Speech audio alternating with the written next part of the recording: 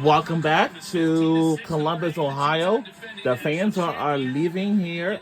Like they're leaving out of here and making back where they have to be. And we're gonna wrap these things up on the side. After we won the game and the season is done for Ohio State Buckeyes. Now it looks like the bracket is all set up, and Notre Dame will take on Penn State in the Lions next Sunday, like this upcoming Sunday,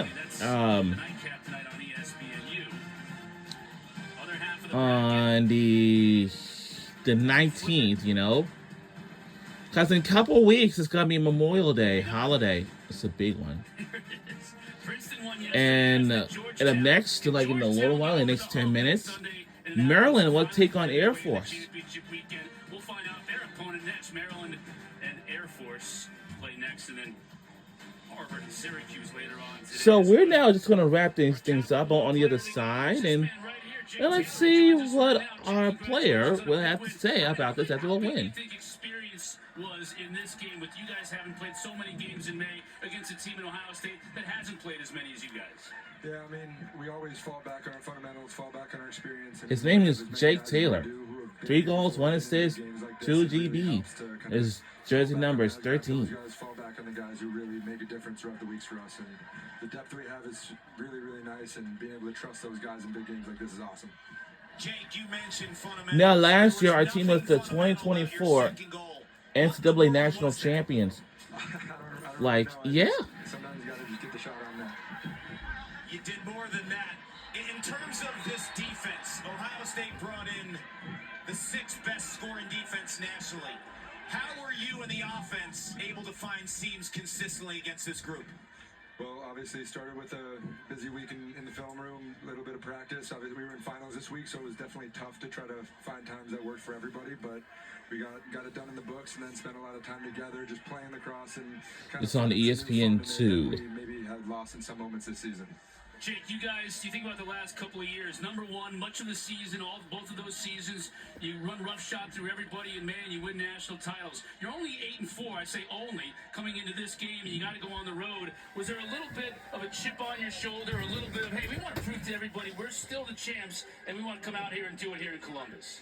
I mean, we're not thinking about the champs in the past, but just coming out here, we lost to these guys early in the season in the tough one at home, and so we wanted to kind of just give it back to them. That was kind of the big focus of the week. We just had to focus on us and be our best and come out and give everything we had today. Appreciate you, Jake. We'll see you in Annapolis next week. Thank you. Appreciate it. All right, Jake Taylor, 5th hat trick of the year. First since March 29th, though, as he recorded 3 goals and an assist, and a beautiful assist it was on a 4-point day. And his Irish advance. They will play Penn State in Annapolis next week. We've already had 3 unseeded teams advance to the quarterfinals. First time we've seen that since 2016. Well, we said it on Selection Show Sunday. The parity of this field, right? 8 to 10 teams who can contend for a national championship. It's why the sport of lacrosse this May is such a beautiful thing, right? The competition and how similar some of these teams are down the stretch. It's not shocking that we've had some upsets. Coach Corrigan joins us right now on the headset. And Coach, this is a defense in Ohio State that doesn't give up 15 points every week. As a matter of fact, it's only the 2nd time they've done it all year. What was the key to being able to find ways to get the ball in the back of the net? I think we did it in a lot of different ways. It was from our 6-on-6, from transition, from we scored on man up. We really kind of found a lot of different ways, which I think is what you have to do when you face an outstanding goaltender like that. It can't be one-trick ponies. Coach, your goaltender was fantastic as well. How would you describe Thomas Ricciardelli's play today? Yeah, I just said to him, I said, everybody was talking about a goalie coming into this game, and if they watch this game, they're going to be talking about one coming out of it, because I thought he was outstanding.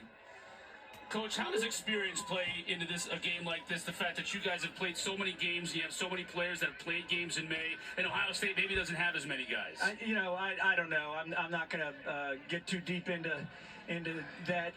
I felt like our guys really played well today. They came with a lot of energy. We had a short memory, which is really important, because you're going to make mistakes, and nothing's tragic if you just keep playing and you keep that next play mentality. And I thought we did that all day. So, that way we didn't compound our mistakes, and that's the only way you hold a team like this to 6 goals. Coach, the experience is obvious amongst you and your team.